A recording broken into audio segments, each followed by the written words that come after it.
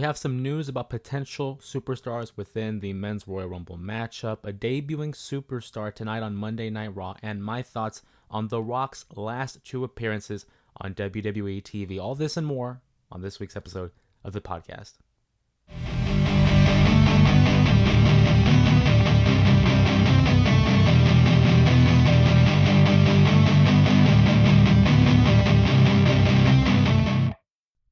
What is going on, members of the J Area? My name is Jose Ramos Jr. Welcome back to another episode of the J Area Wrestling Podcast. And there's a lot to discuss on this week's episode. Monday Night Raw's big debut on Netflix came and went. SmackDown, now 3 hours long, with a little bit of improvements that I've seen. And NXT as well, shaking it up a bit right before we enter the spring and before we get to WrestleMania season. But with that being said, we're going to tackle SmackDown here. We're going to talk about the reaction and the recap to what I thought was a pretty entertaining show. I know there's some people out there who are critical of the move to 3 hours for Friday Night SmackDown, but I thought overall I saw an improvement in the presentation of certain aspects of the brand. The big news, of course, coming out of Monday Night Raw's debut on Netflix was Tribal Combat. Roman Reigns versus Solo Sikoa. They finally meet up in their one-on-one confrontation to determine who just is the true tribal chief. It was a matchup that I thought kind of started out slow, but certainly built up towards the end. Of course, we had to have some form of interference, whether that be from the OG bloodline or the new bloodline. Nonetheless, we saw that Roman Reigns gets the victory. He is truly the OTC, the original and the only tribal chief. And now moving forward, we ask ourselves, where do we go from here? Where do we go from here in regards to Solo Sikoa? And most importantly, where do we go from here with Roman Reigns? For the first time in a long time, he is not really, present in a main championship capacity. So with that being said, on SmackDown, we saw that Paul Heyman interacted with Cody Rhodes, the current reigning and defending WWE champion, announcing Roman Reigns' intention of participating in the Royal Rumble match. For the first time, in 5 years. The last time we saw Roman Reigns in a Royal Rumble match was in 2020. This was before the pandemic hit. It was before his 4-year title reign began as the Universal and the WWE champion. Many of you may remember that was the Royal Rumble that Roman Reigns almost won. In fact, it was down to him and Drew McIntyre, but McIntyre would emerge victorious and punch his ticket to WrestleMania 36. But it brings a lot of intrigue in terms of Roman Reigns and how he's going to be presented in the Rumble. A star of his caliber, you don't really get to see a lot in these type of matches. It's why like a guy like John Cena wasn't really in a lot of Royal Rumble matches during his prime, because he was busy fighting in the main event scene for the WWE title or the world title for that matter. So I'm very intrigued to see how they're going to present Roman Reigns. I think he's going to be an individual who is going to dominate the field. We're going to see a bunch of eliminations. And to also put into perspective, John Cena, of course, is announced for the Royal Rumble as well. So I'm thinking off the bat, we're going to have guys like John Cena, Roman Reigns, Seth Rollins, maybe CM Punk, depending where we go at the Rumble, and if we're going to have him challenge for the world title. You also look at other individuals like a Jey Uso, like a Sami Zayn, a potential returning Randy Orton. This year's Royal Rumble, I think, is going to be stacked. Top to bottom. You look at the last couple of Royal Rumbles, and it's been a good field in terms of the variety, in terms of the stars. Although maybe they don't have the star power of former years in the WWE, I think the roster is so deep in today's present climate of WWE that we're going to have one of the deepest Royal Rumbles of all time. That's just my take. I would love to hear your guys' take on who do you think will win the Rumble this year, as well as who are some of your favorites in years past. But we talk about the Royal Rumble, and we know Roman Reigns is going to be in there. And I'm immediately thinking, well, who's going to win? Because there's a lot of avenues here to take in regards to the Royal Rumble. Roman could win and challenge Cody Rhodes, ending the trilogy, going for the three-peat against Cody Rhodes. We could see CM Punk win the Royal Rumble, challenge Gunther, maybe Cody Rhodes. They have a little bit of a history there as well. I also see John Cena, who wants to be able to break the 17-time record held by Ric Flair. Could that be on the cards for WrestleMania 41? Those are the top three. As of this recording of the podcast, those are my top three picks for the Rumble. I think the Roman Reigns one is a little bit out there just because he already had a 4-year-long title reign, so I don't see them putting him back in there. If you ask me, I'm looking at a guy like Cena and Punk. I think regardless, we're going to have someone that's already a star. For me, the Royal Rumble was always an opportunity to elevate someone, to push them over the top and create a new star. But this year's Rumble just doesn't feel like that. I just feel like we're going to get someone who's already established, and it's going to be a way to get them to where they need to be for WrestleMania 41. If you ask me right now, my pick is Punk. I have a feeling it's going to be Punk, finally giving him an opportunity to main event a WrestleMania. After his whole career, he hasn't done so. After him, then I think Cena, because the 17-time record would be pretty cool for him to break. But it's just a matter of what direction do they want to take for this year's WrestleMania. WrestleMania 40's direction wasn't even solidified until maybe March, late February. They had to make the pivot. We saw that they wanted to do Rock versus Roman, and the crowd wouldn't allow that. We banded together. We pushed Cody over the top to the point where they couldn't deny it. And so the original plans of Rock versus Roman never came to fruition. Instead, we got Cody finishing the story. So what will be the story of WrestleMania 41? We talk about stories. How about the story of Bayley? Bayley, the last year's winner of the Women's Royal Rumble matchup, went on to win the title at WrestleMania 40, defeating her former friend in Damage Control. She just recently was named the new #1 contender for Tiffany Stratton's Women's Championship, winning a Fatal 4-Way, defeating the likes of Naomi, Bianca Belair, and Nia Jax. And again, what I thought was a great matchup, entertaining, high-octane offense. We saw a little bit of story building there between Naomi and Bianca Belair, but nonetheless, Bayley emerges victorious, and it's said that she's going to have a championship opportunity on SmackDown against Tiffany Stratton. I was a little worried there because I very much would like to see Bayley get another attempt in the Rumble. So if she had this championship opportunity at the Rumble, it kind of prevents her from being in the match itself. But we're going to get it on SmackDown. I think it's a good vehicle to get Tiffany Stratton building some momentum as we enter WrestleMania.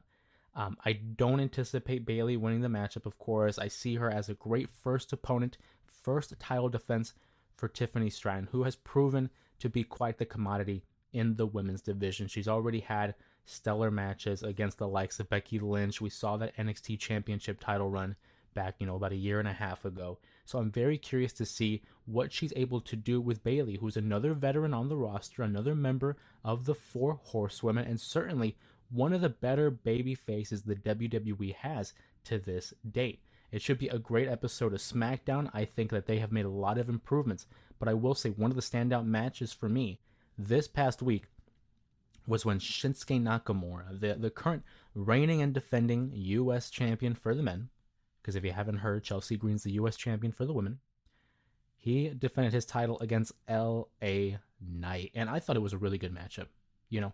You look at their matchup at Survivor Series War Games, and it was okay. It wasn't bad by any means, but it wasn't anything to write home about. I think a lot of people kind of took away the surprise factor of Nakamura winning the championship as the main headline. It wasn't necessarily what was done in the matchup. But LA Knight and Shinsuke put on a great matchup, and it really put in perspective how good these two really are. We don't get a lot of praise for Nakamura, especially in recent years in the WWE, because people have become so enamored with his run in New Japan as well as NXT. And since coming to the main roster, it's kind of felt like a step down. Now, I will say I was a little disappointed coming out of the championship win at Survivor Series for Shinsuke, because this was his first title defense since winning the match. He won the title back in November, the last Saturday of November. And we're now nearly a month and a half into his title reign. That was his first title defense. It was a good matchup. There was a part of me there that thought LA Knight was going to win the title back. And I think that would have been a mistake. I don't like when they hot shot titles. I don't like when you have a title change and then just have another title change to negate the previous reign. It doesn't work for me, brother. But instead we get, of course, interference from the bloodline, and it was telegraphed. Jacob Fatu and Tama Tonga, they come through the back, and they're already raising hell on the SmackDown locker room, and out comes LA Knight, and he throws out Jacob Fatu and Tama Tonga outside of the building. So you knew that there was going to be room for some sort of interference at some point.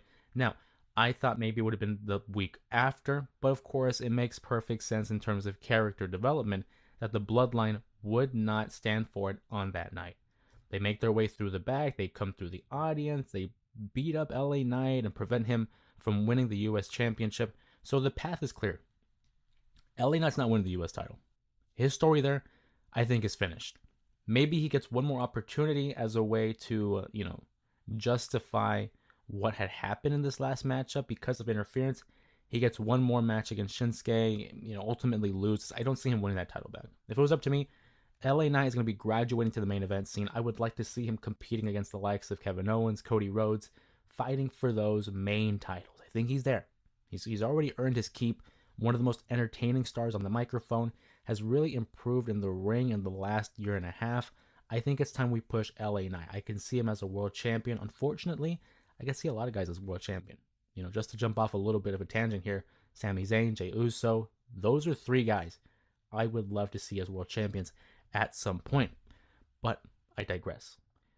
LA Knight's next feud is seeming to appear to be the Bloodline, or really Solo Sikoa. I would like to see him against, obviously, Jacob Fatu and Tama Tonga. That'd be interesting, but being that Solo Sikoa is the leading frontman of the group, I think that's where we're going to go. The disrespect will not be tolerated by Solo Sikoa, and LA Knight's going to have a lot to deal with when it comes to this trio.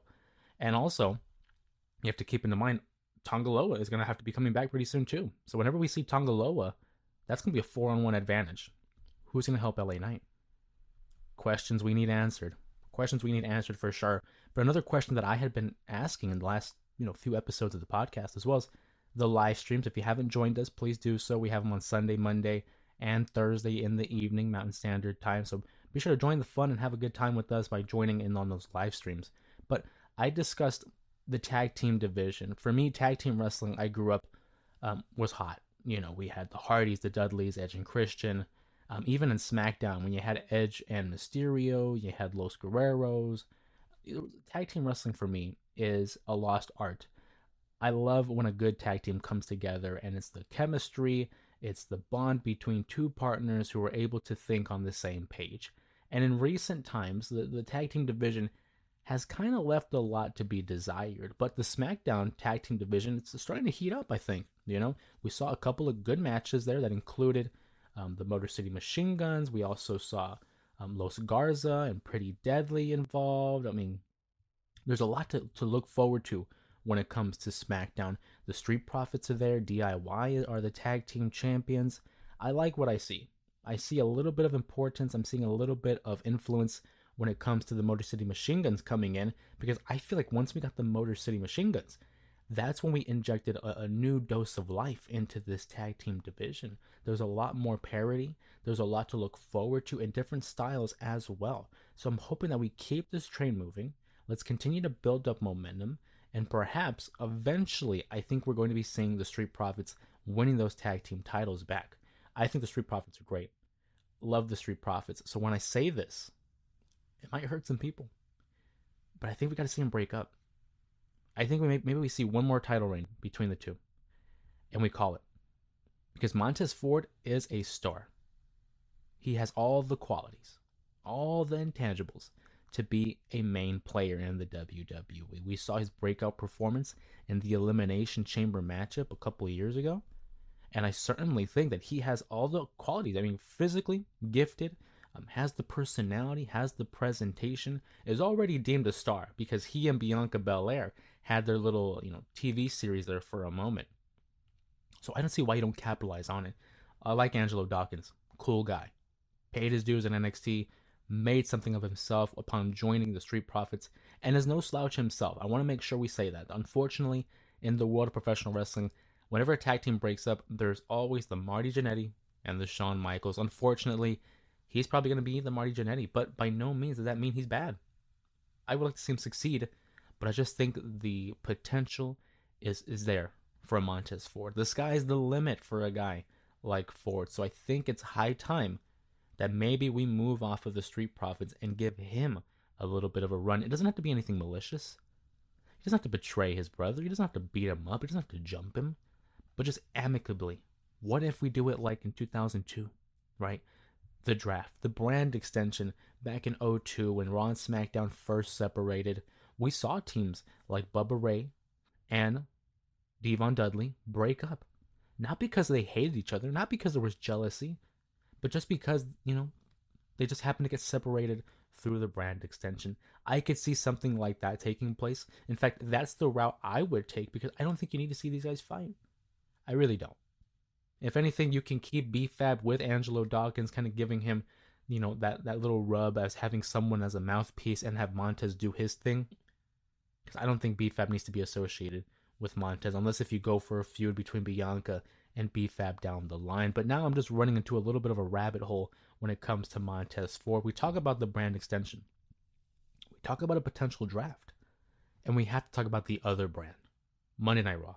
A huge debut on Netflix with nearly 5 million viewers watching that very first episode. People consider it a success.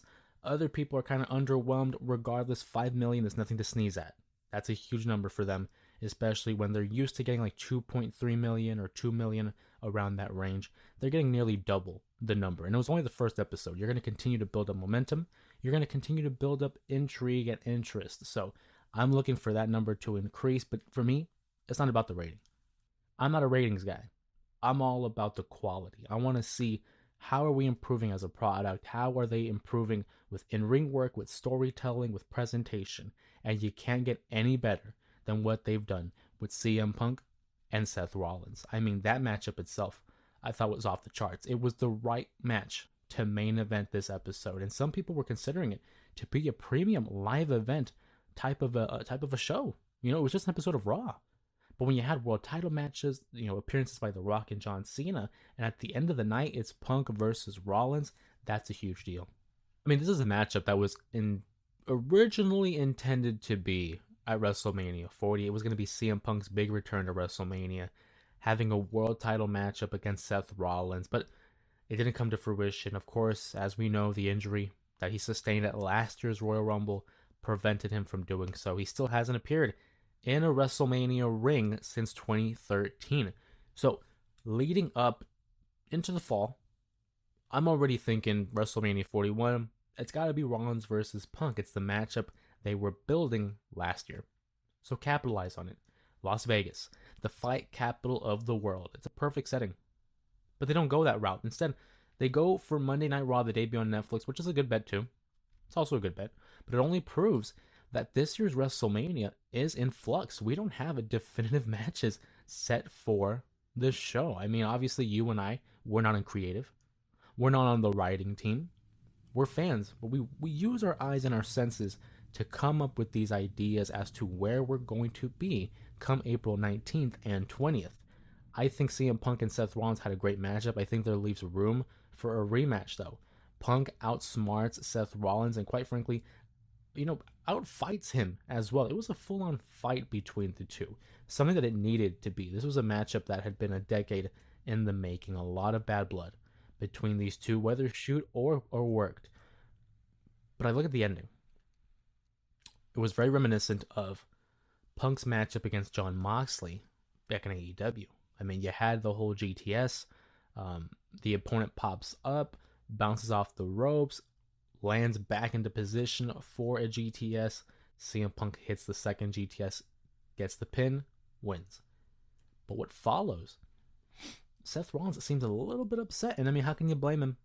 He talked all this big game about beating CM Punk and getting rid of the cancer that was in the WWE, and ultimately he couldn't do it. And I'm thinking we're going to see Seth Rollins begin to spiral. Look at how Drew McIntyre was consumed by his Punk feud. Look at Kevin Owens and the Bloodline. I think we're due for something with Seth Rollins. I think he's going to turn heel. I don't see him being a good guy much longer. And in fact, I kind of want to see him team up with a Drew McIntyre and a Kevin Owens. And that type of a trio would be lethal. I mean, just huge stars. And all guys who kind of have valid points if you look at what they're saying. Seth Rollins has been a top guy in the WWE for quite some time. He's proven to be a company guy, something that CM Punk has kind of been against.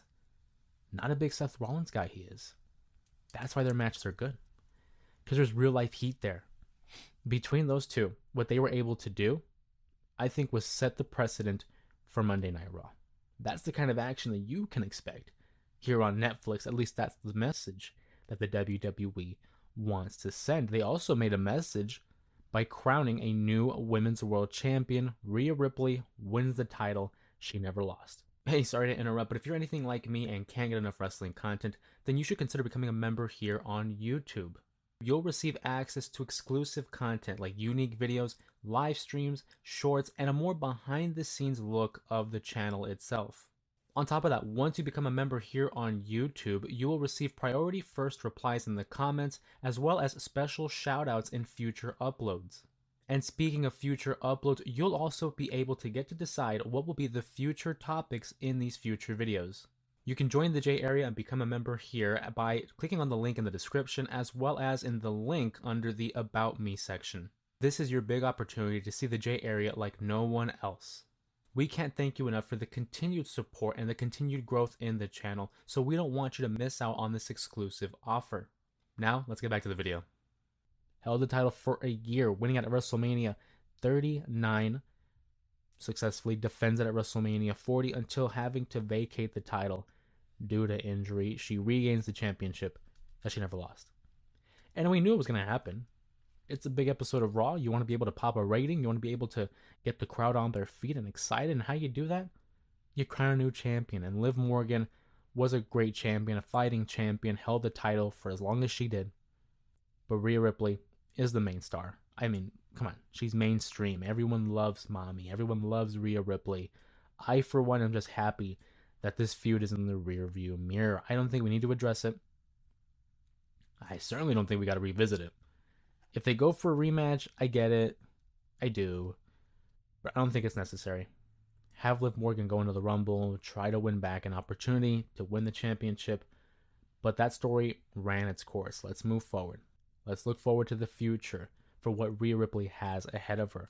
Because I'm just saying, the women's division is going to get even more stacked as the time progresses. The Royal Rumble's around the corner.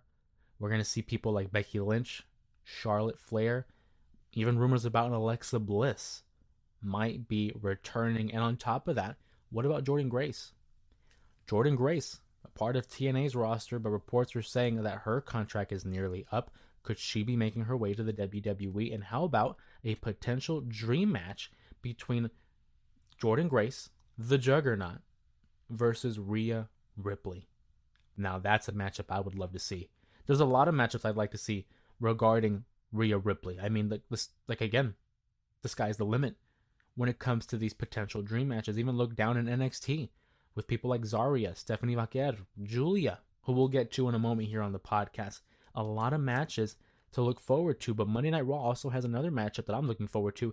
It's a street fight that include the two former brothers on the Judgment Day for Rhea Ripley, Finn Balor versus Damian Priest.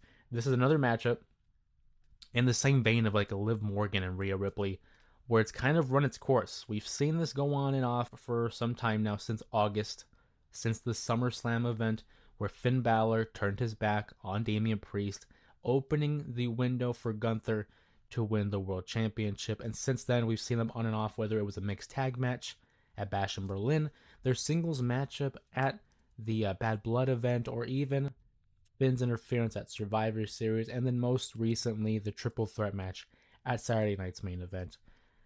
I'm a fan of these two.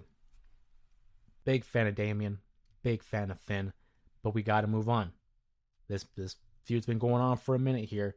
I need to see some progression ever since the Judgment Day imploded, and it was no longer in the same appearance as it was prior with people like Rhea and Damian. Haven't seen a lot of growth. Damian we have seen grow into a superstar and a main event caliber guy, champion. But for Finn, I haven't really seen that much. I want to see some improvement. I want to see some advancement in this story. Because again, I'm a fan of both guys, and I want to see both succeed.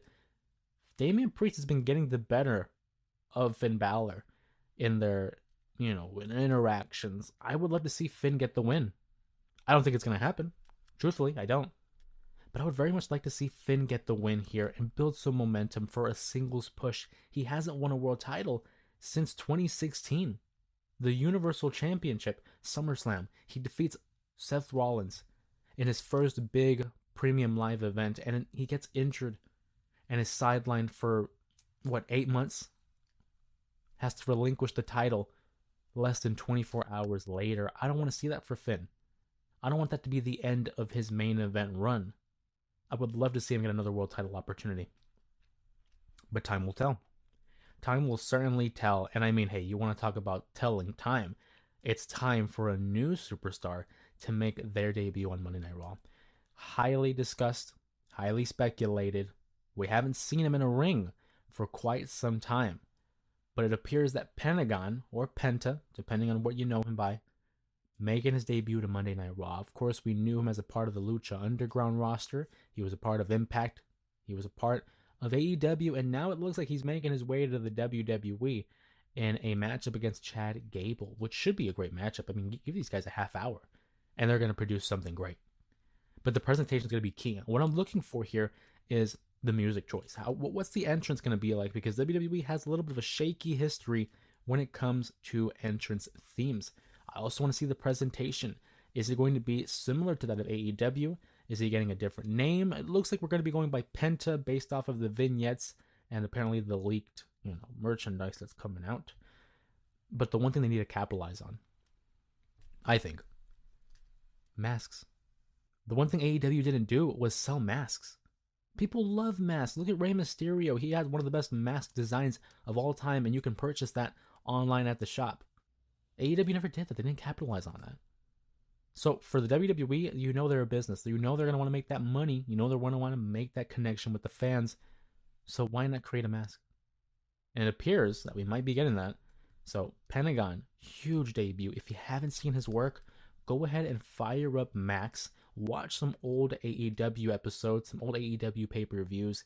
He and his brother, Ray Phoenix, the Lucha Brothers, my God, the WWE has gotten quite the star. And I think it's only going to be a matter of time before they get his brother, Ray Phoenix. And you get those two in the tag division. We talked about the tag team division heating up. With two guys like that,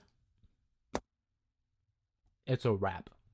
Put them in the ring with guys like the Machine Guns, the Street Profits, DIY. Really anticipated, really excited for the debut of Pentagon Jr. It's going to be great. I'm hoping it's a fantastic matchup. I don't want it to be one of those matches where it's a quick victory in and out.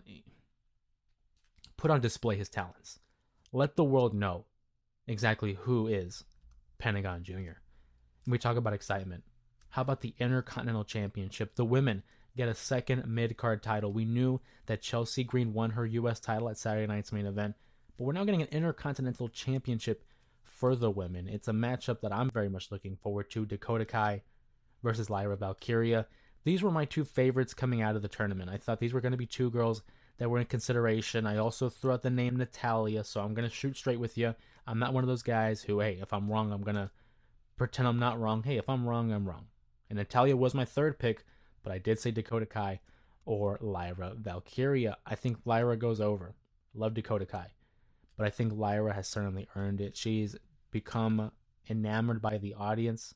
Her improvement since NXT. She's already a former NXT World Champion, having great matches across the board, whether it was on NXT or Monday Night Raw. I think she would be a perfect fit to be the inaugural IC champion. We have a heel on SmackDown with the US title. Here, no matter what, we're going to get a babyface, but I think Lyra Valkyria really fits the bill for what we could see as a potential mid-card champion. I also think you got to use these titles as an opportunity to set them as like a building block, as a stepping stone for your stars. And with all due respect to Dakota Kai, don't see her winning the World Championship anytime soon, but a Lyra Valkyria can use this Intercontinental title reign, build up some momentum, build up a little bit of heat, get, on TV, and again, develop that connection with the audience, and pretty soon you're going to find her holding the Women's World Championship. I think that's going to happen. Very confident that that's going to happen. And where did she come from? She came from NXT. And NXT had quite the episode. I mean, NXT New Year's Evil, couple of champions were crowned. And let's talk about that women's division first. the best women's division in all of WWE and all of pro wrestling, really. We, of course, saw the end of Roxxane Perez's historic NXT Championship title reign. I mean, Giulia comes in with much fanfare. I think we all kind of knew that she was going to be the one to eventually defeat Roxanne Perez. It was only a matter of when. We saw their matchup on the debut episode of NXT on CW. Of course, that would be interrupted and due to interference by Cora Jade.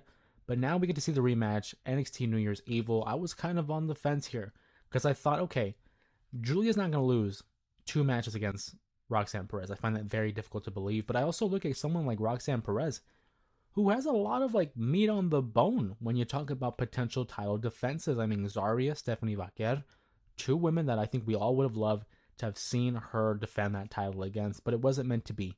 Giulia comes in, again, probably match of the night between the two. Roxanne Perez and Giulia put on full display why they are 2 of the best women's wrestlers in the world. Giulia is the NXT Women's Champion. Roxanne Perez, I do have to ask the question, though, does this mean she gets called up to the main roster? Because I think the only matches that we're missing from her are against Zarya and Stephanie. But you have to beg the question. I mean, the Royal Rumble is around the corner. Are we going to see an appearance by the Prodigy in Indianapolis for the Royal Rumble event? I think it's probably going to be happening. I think we're going to see a Royal Rumble appearance. But I don't think she gets called up until maybe after WrestleMania. You don't want to have to risk her getting lost in the shuffle during the build-up to WrestleMania 41. I think it's probably the best decision to go ahead with your plans, or lack thereof, for WrestleMania 41.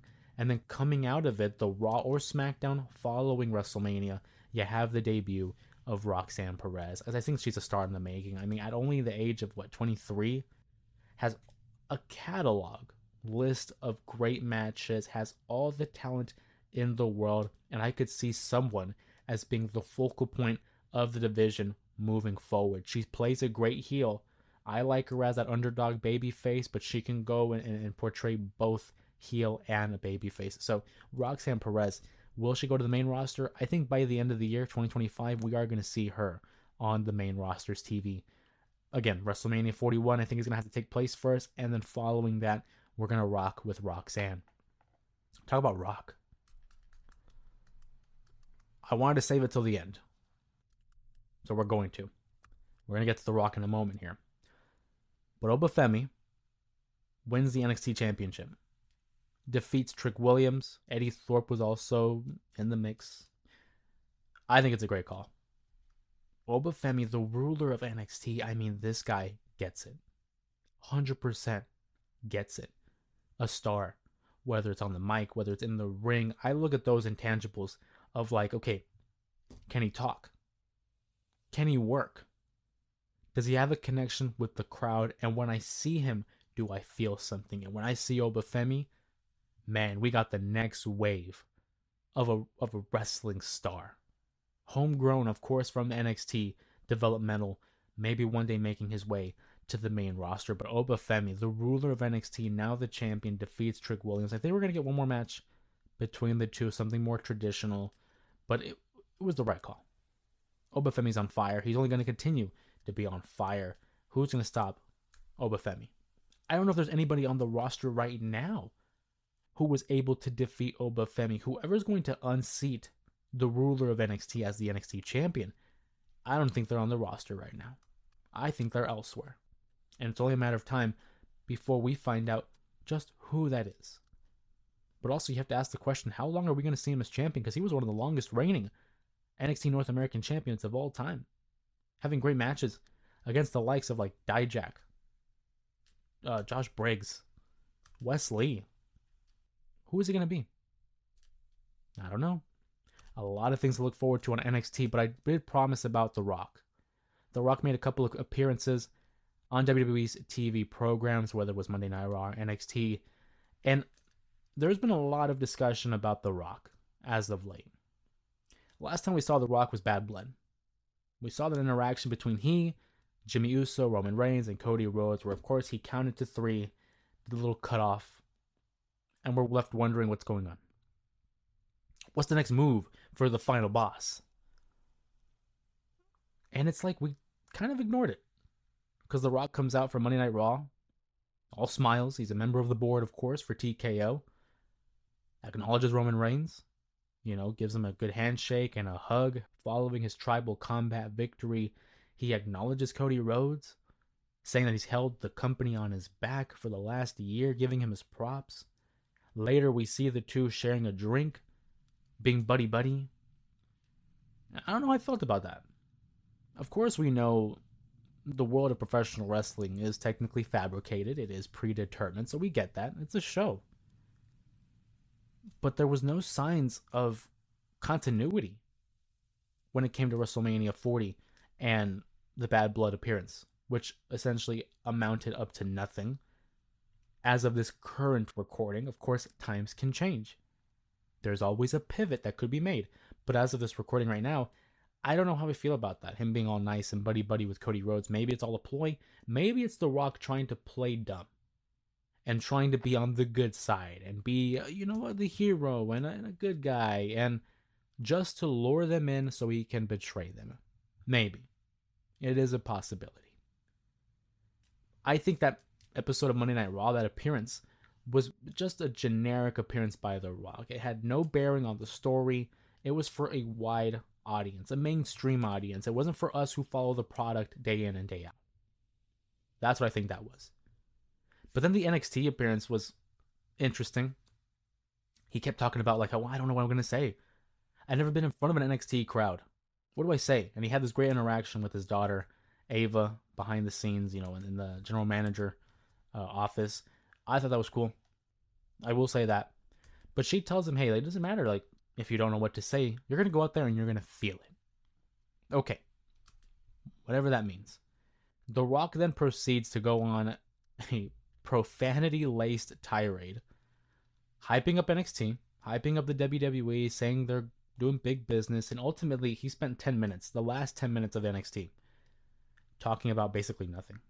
He kept running around the fact that, like, oh, it's the hottest it's been, oh, this NXT crowd's great, but really nothing of substance. It was really like a go home or a way to send the fans happy, I suppose. But he spent the last 10 minutes just cursing like a sailor. And don't get me wrong, like, I'm not against it. But for me, it's like blood in wrestling. There should be a little bit of a reasoning behind it. Otherwise, it doesn't mean anything.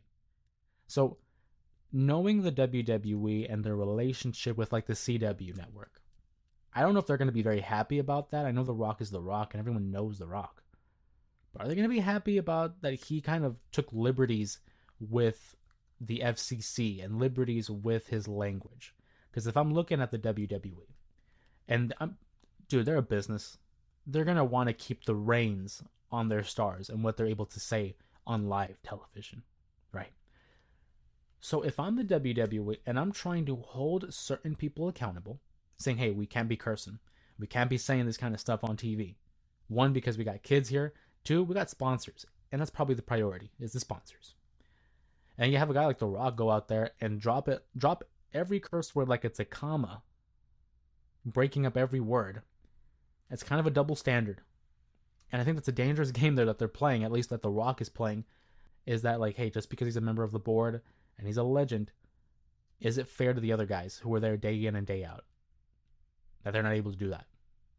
Or that they're held under a certain expectation that once this guy walks in, it's thrown out the window.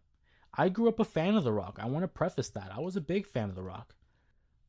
Lately, it's been kind of iffy, and that's why I think the final boss turn was so beneficial for him. Because he kind of does come off as a heel. At least these last two appearances, to me, he kind of comes off as a heel. So it plays into it. It works for me. But this NXT appearance, I don't know.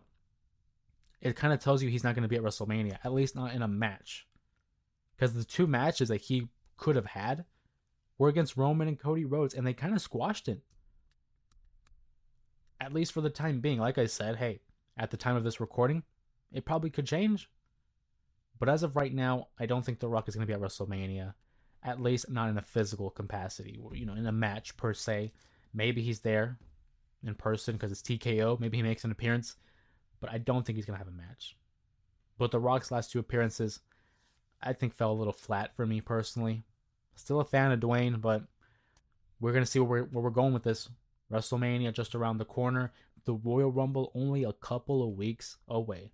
So I want to hear from you guys. who are some of your predictions as to who will win the Royal Rumble matchups for the men, for the women? Hey, the ladder match as well is going to be a huge match coming out of the Royal Rumble.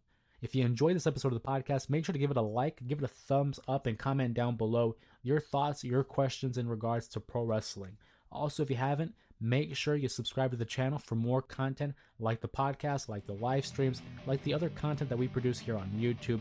And also consider becoming a member of the Main Event Mafia, where you're going to get exclusive content like videos, shorts, community posts, and even a nice little badge that tells us that you're a proud member of the J Area. Of course, with that being said, my name is Seth Ramos Jr. Thank you for joining us on today's episode of the J Area Wrestling Podcast. And with that being said, we'll see you next time.